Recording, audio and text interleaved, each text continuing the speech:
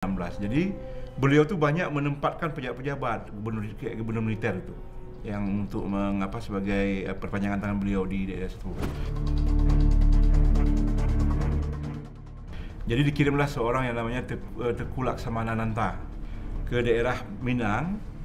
Kemudian Tengku Laksamana Nanta ini beranak pinak di daerah Minang. Kemudian pada abad ke-18 terjadi revolusi Padri di sana. Jadi ada beberapa tokoh masyarakat di Padang di Minang itu yang bernama Haji Mani, Haji Piobang, Haji Miskin pergi ke Arab naik haji sambil belajar agama dan membawa pulang Pah Mohabi. Dan terjadilah di situ yang namanya revolusi Padri. Revolusi Padri ini yang dipelopori oleh Imam Bonjol waktu itu. Jadi beberapa orang-orang yang tokoh-tokoh yang ada di turunan-turunan raja yang ada di Minang ini tidak nyaman lagi.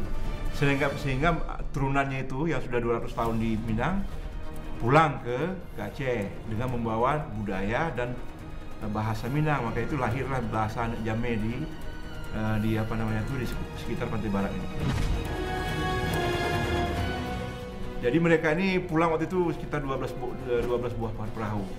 Salah satunya itu ada namanya itu Magdum Sakti. Magdum Sakti ini melahirkan turunan Tengku Umar dan Kunyadin. Kemudian ada lagi yang namanya Datuk Songsong Buluh. Yang sebelumnya bernama Pasikaram, semenjak itu hilanglah legende Pasikaram, menjadilah Melabo. Ketika Magdum Sakti ini dari Merubo ke Wela, di sana tuh beliau kan membuka sebuah negeri di sana dengan pertambangan emas dan sebagainya. Kemudian oleh Raja Sultan dikirim orang ke beliau untuk bayar upeti. Beliau nggak mau. Ya, terakhir terjadi peperangan sehingga beliau dibawa ke Banda Aceh. Dalam perjalanan itu beliau dibawa katanya itu sampai disiksa dan sebagainya tapi tidak mati-mati. Magdum Sakti ini. Sampai di Banda Aceh ketemu sama Sultan, terakhir dia dimaafkan juga oleh Sultan karena dia orang kebal dan sebagainya. Terakhir dia menjadi panglima menjaga Taman Putropang.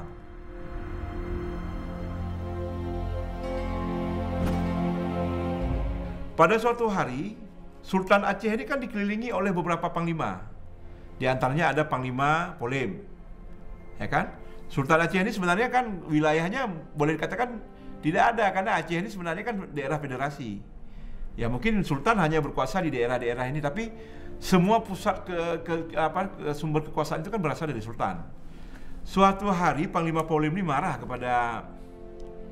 kepada Sultan Aceh, nggak tahu penyebabnya marah, sehingga diblokade.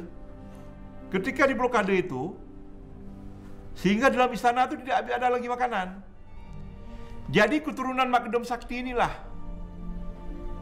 menyelinap memasukkan makanan sehingga Sultan dengan pasukannya dapat bangkit kembali. Setelah itulah diserahkan negeri Namukim itu di daerah Lampisang sekarang dengan daerah Merasa sebagai daerah Merasa. Dulu Lampisang itu bagian dari daerah Merasa. Nyak Din. Oleh karena itu, dapat dikatakan Tengku Umar yang kelak menikah dengan Cut Nyak Din adalah saudara sepupu.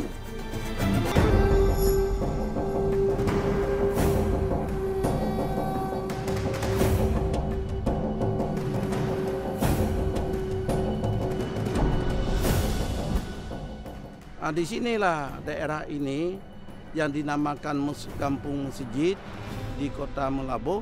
Di sinilah lahir Tengku Umar yang sekarang menjadi pahlawan nasional tahun 1854.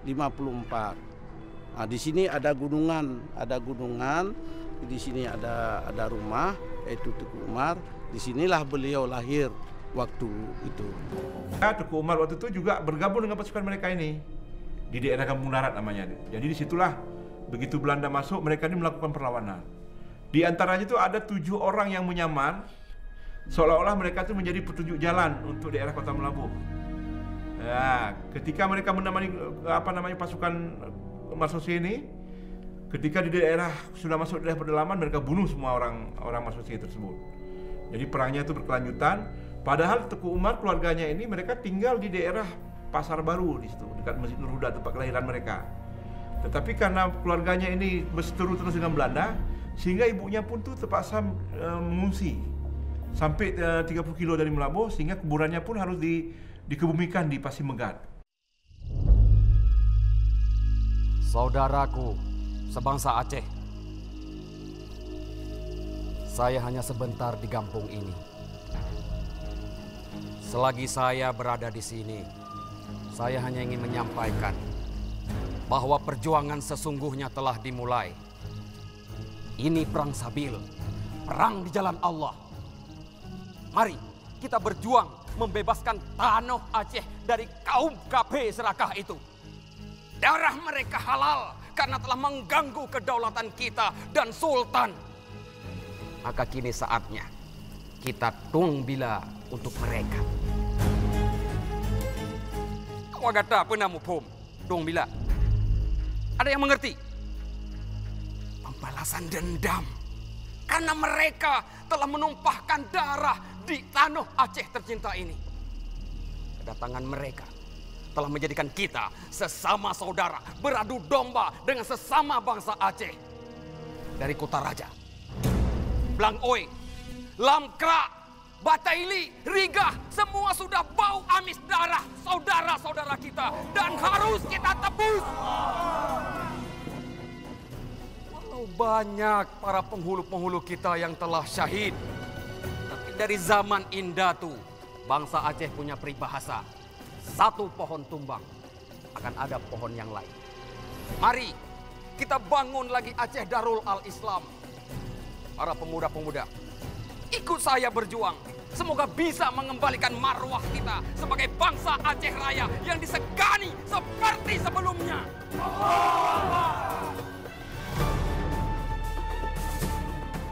Dalam beberapa catatan Belanda, Umar disebut memiliki semua watak yang dibutuhkan untuk menjadi pemimpin Aceh. Beliau ini sebenarnya memiliki beberapa sisi-sisi yang ahli strategi militer, ya. Jadi kalau kita lihat jabatan karir beliau ini bukan hanya sebagai seorang bangsawan yang tidak punya wilayah, tapi sebenarnya beliau ini pernah meniti karir sebagai kepala desa di daerah Kampung Darat. Pernah diangkat oleh Sultan menjadi Panglima Perang Wilayah Barat. Pernah diangkat juga oleh Sultan menjadi Laksamana Wilayah Barat.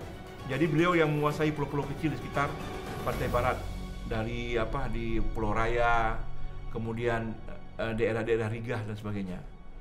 Kemudian juga beliau ini pernah diangkat tentunya oleh Belanda juga menjadi Panglima Tinggi Government Belanda. Tetapi kemudian pada tahun 1896 ketika beliau beliau ini juga pernah diangkat pada tahun 1898 menjadi Panglima Perang seluruh Aceh.